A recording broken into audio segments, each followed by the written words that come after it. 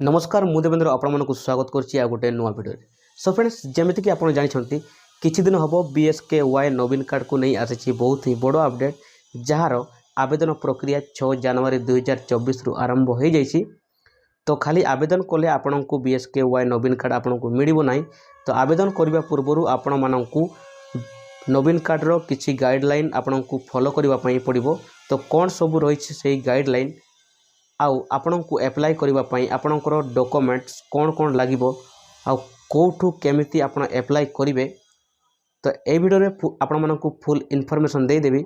तो जानापी वीडियो को शेष पर्यंत देखो। वीडियो भल लगे गोटे लाइक कर दिंतु आ चैनल रे मोर नुआ आसते एवं सब्सक्राइब पाखे बेल आइकन को बजाई दिंतु जहाँफल मुझे जहाँ भी एमती इंटरेस्टिंग वीडियो अपलोड करी सर्वप्रथम वीडियो नोटिफिकेशन आपन पाई परिबे। तो चलतु देरी नक वीडियो को स्टार्ट करवा। प्रथम आपण मोबाइल रे जेकोसी ब्राउजर को ओपन कर नियंतु। ओपन कला सेठी आपण टाइप करंतु BSKY नवीन कार्ड।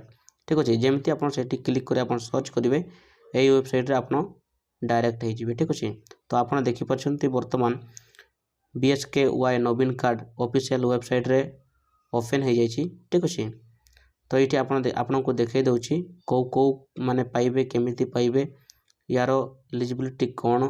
ठीक अच्छे यार गाइडलाइन कौन रही। ठीक अच्छे तो आपण मन को देखई दूची बर्तमान BSK नवीन कार्ड रो गाइडलाइन बर्तमान ओपन हो जाइए। तो ये आपण मन को देखई दूची स्क्रॉल डाउन करी ये आपनकर इंग्लिश रे लिखा है। जदि आप इंग्लिश रे पढ़िबा पई चाहूनांती ताले तळकु स्क्रॉल डाउन करिवे। तो देखंतु ये आपनकर तळे आपनकर लिखा है ओडिया रे। तो ओडिया रे आपण पढ़ी की जानि पारिबे। ठीक अछि तो ये आपनकर देखंतु BSKY नवीन कार्ड आपनकर लिखा है। तो कौन रही यार माने एलिजिबिलिटी। ठीक अच्छे कौ माने पाइबे। तो देखते ये आपनकर लिखा है प्रथम लाइन आपनकर नियमित सरकारी कर्मचारी पेंशनधारी। ठीक अच्छे तो सरकारी कर्मचारी है नथिबे एवं पेंशन पाउ नथिबे तो सेमाने ही केवल यही कार्ड पाई विवेचित हेबे। ठीक बा योग्य।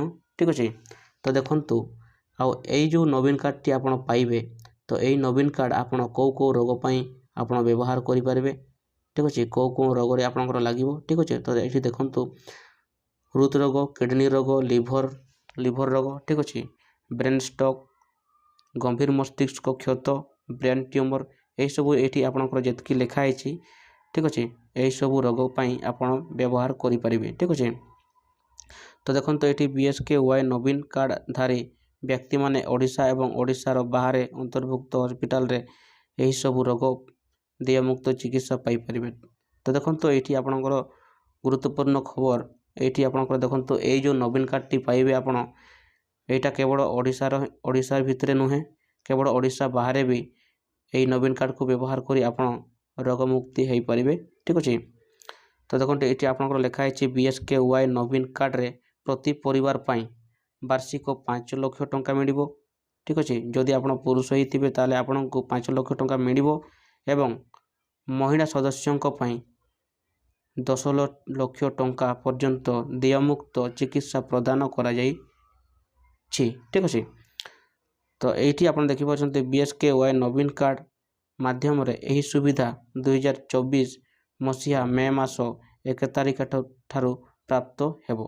ठीक अच्छे जो नवीन कार्ड जदि आप एप्लाई करछंती सही कार्ड आपन केबे पाइबे ना मे 2024 मे 1 तारिख ठारू आपन यही कार्ड टाकू प्राप्त करिवे बा पाई परिबे। ठीक अच्छे तो तड़ू को आप स्क्रॉल डाउन कर आसबे। तो ये आप देखिए कौ कौ आपनकर एलिजिबिलिटी आपनकर कौ कौ माने कौ कौ डॉक्यूमेंट दरकार केमिति कोन करिवे। ठीक अच्छे तो BSKY नवीन कार्ड रे पंजीकरण पाई योग्यता और प्रक्रिया कौन कौन रही। ठीक अच्छे तो देखो यही कार्ड निमंते पंजीकरण पाई एक परिवार सदस्य निम्न शर्तावली पूर्ण करिथिबा आवश्यक।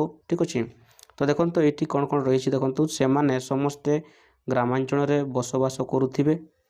ठीक अच्छे 2 रे होची कौनसी सदस्य 2022 बा 23 आर्थिक वर्ष रे आयकर दाता है नथिबे।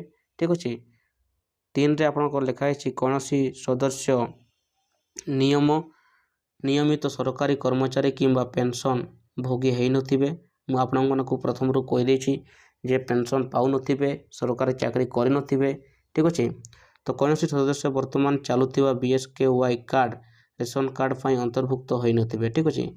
तो वर्तमान जो चली BSKY कार्ड रे आपण आगु जमती लॉगिन कर बा सुविधा आपण पाई नथिबे से मानक ही मिल। ठीक अच्छे। तो ये आप देखिए पंजीकरण पर आवश्यक कागजपत्र कौन कौन रही। परिवार मुख्यर नाम पंजीकरण हेबा आवश्यक। ठीक अच्छे। तो दुई लिखाई आप गोटे परिवार रे 18 वर्ष ऊर्ध्व जेकोसी सदस्य BSKY नवीन कार्ड निमंते परिवार पक्षरु आवेदन करि परिबे। दरखास्तकारी सक्रिय मोबाइल नंबर संपुक्त विधि सिद्धि। ठीक अच्छे। आधार कार्ड थिबा आवश्यक। ठीक अच्छे।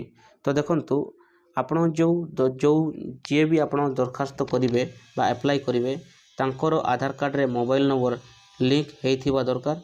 ठीक अच्छे। एवं तांकर बयस 18 वर्ष रु अधिक होइथिबा दरकार। ठीक अच्छे। दरखास्तकारी सक्रिय मोबाइल नंबर ठीक अच्छे होइथिबा दरकार। तो देखंतु एटी आपनकर दरखास्तकारी पई आधार भित्तिक EKYC बाध्यतामूलक होइथिबा दरकार। तो आपनकर आधार EKYC होइथिबा दरकार। मु आपनको जेमति कहली आपनको आधार रे मोबाइल नंबर लिंक होइथिबा तो निहाती दरकार। ठीक अच्छे। एवं से मोबाइल नंबर आपनकर चलुथिबा दरकार। ठीक अच्छे। तो 18 वर्ष रु ऊर्ध्व सब सदस्य मानकर भोटर परिचय पत्र थिबा आवश्यक। जदि आपण जो मेंबर ऐड करेंगे तांकर बयस 18 वर्ष रु ऊर्ध्व होइथिबा दरकार एवं भोटर परिचय पत्र थिबा दरकार। ठीक अच्छे। जदि आपनकर भोटर परिचय पत्र नाही ताले आपण आधार कार्ड देकी सबमिट करि परिबे। ठीक अच्छे। तो ये आप देखो गुरुत्वपूर्ण योग्यता निमंते परिवार मुख्यंकर विधि सिद्धि सक्रिय मोबाइल नंबर थिबा आवश्यक। तो मुझे आपको कही जे आपणकर मोबाइल जो मोबाइल नंबर देवे से मोबाइल नंबर आपन को कंटिन्यूअसली चलुथिबो। दरखास्तकारी एवं परिवार मानक सत्यतम फोटो तांकर फोटो दरकार। 5 वर्ष रु कम पिला मानक समेत सबु सदस्य मानकर आधार कार्ड। ठीक अच्छे। तांकर आधार कार्ड निहाती देवा दरकार। जो पिला माने 5 वर्ष रु कम होइथिबे से मानकर केवल आधार कार्ड दे आप अपलोड बा एप्लाई करि परिबे। जदि 5 वर्ष रु कम जेकोसी पिला कर आधार नंबर न थाए तेबे तांकर बा तारीख 30/6/2024 तारीख सुधा संपृक्त पिलांकर आधार नंबर दाखल निमंते प्रतिज्ञा पत्र बा अंडरटेकिंग दिया जाइबा आवश्यक। ठीक अच्छे। जदि भी आपणकर 5 वर्ष कम पिला मानकर जो आधार कार्ड बा आधार नंबर नथिबो ताहले तांकर 30/6/2024 तारीख सुधा माने तांकर जो प्रतिज्ञा बा गोटे आपन को दरखास्त देबा पई पड़िबो जे सही तारीख सुधा आपन को दाखल करियो पई पड़िबो। तो देखो तो ये आपनकर BSKY नवीन कार्ड पई केमिति आवेदन करेंगे। तो देखो तो ये आवेदन करने आपको देती नवीन कार्ड पाई उपरोक्त शर्तावली पूरण करुथिबा योग्य परिवार दुईटी उपाय आवेदन करें। ठीक अच्छे। ये आपंकर देखु दरखास्त कौटी करेंगे। तो देखो www.bskynobin.odisha.gov.in साइट को जाई आप पंजीकरण करें। ठीक अच्छे। नहले आपण मो सेवा केन्द्र रे जाई आपण पंजीकरण करें बा दरखास्त करें। तो समस्त दरखास्त केवल ऑनलाइन माध्यम रे दाखल हेबो। कौनसी ऑफलाइन व्यवस्था माध्यम रे दरखास्त ग्रहण करा जीवो नहीं। ठीक अच्छे। आपण ऑनलाइन रे ही केवल अप्लाई करें। मी सेवा रे आपण करें नचेत आपण को मोबाइल रे मध्य आपण को मोबाइल कंप्यूटर जदि आपण पाउछंती ताहले आपण अप्लाई करें। ठीक अच्छे। जदि आप मोबाइल कंप्यूटर लैपटॉप पे कर www.bskynobin.odisha.gov. वेबसाइट को जाइए आप दरखास्त बा एप्लाई करें। ठीक अच्छे। तो देखो तो ये आपनकर केबे आवेदन करेंगे। तो आवेदन पाई www.bskynobin.odisha.gov.in ठीक अच्छे टोटाल 6 तारीख रु आरंभ हो जाइए। जनवरी 6 तारीख रु आरंभ हो जाइए खोलिबो एवं तारीख 16/1/2024 तारीख दिन बंद रहिबो। ठीक अच्छे। ଆପଣ ଦେଖିପାରୁଛନ୍ତି 6 ଜାନୁଆରୀ 2024 ଆରମ୍ଭ ହୋଇଯାଇଛି ଏବଂ ୟାର ଶେଷ ତାରିଖ ବା ଲାଷ୍ଟ ଡେଟ୍ ହେଉଛି 16/1/2024 ତାରିଖ ପର୍ଯ୍ୟନ୍ତ। ଏହି ସମୟ ମାଧ୍ୟମରେ ଅନଲାଇନ୍ ମାଧ୍ୟମରେ ଦରଖାସ୍ତ ଦାଖଲ ହେବା ଆବଶ୍ୟକ। ଠିକ୍ ଅଛି, ତ ଏହି ସମୟରେ ଆପଣ ନିହାତି ଦାଖଲ କରିବା ଆପଣଙ୍କୁ ଦରକାର। ଠିକ୍ ଅଛି, ନିହାତି ଆପଣ ଏହି ଟାଇମ୍ ଭିତରେ ବା ଏହି ଡେଟ୍ ଭିତରେ ଆପଣଙ୍କୁ ଦରଖାସ୍ତ କରିବା ଦରକାର। ତ ଏଇଠି ଦେଖନ୍ତୁ, ଆପଣ ଯଦି ଆପଣଙ୍କର କିଛି ଅସୁବିଧା ରହୁଛି ତାହେଲେ ଏଇଠି ଆପଣ ଦେଖିପାରୁଛନ୍ତି ଏଇଠି ଆପଣଙ୍କର ହେଲ୍ପଲାଇନ୍ ନମ୍ବର ଦିଆହେଇଛି।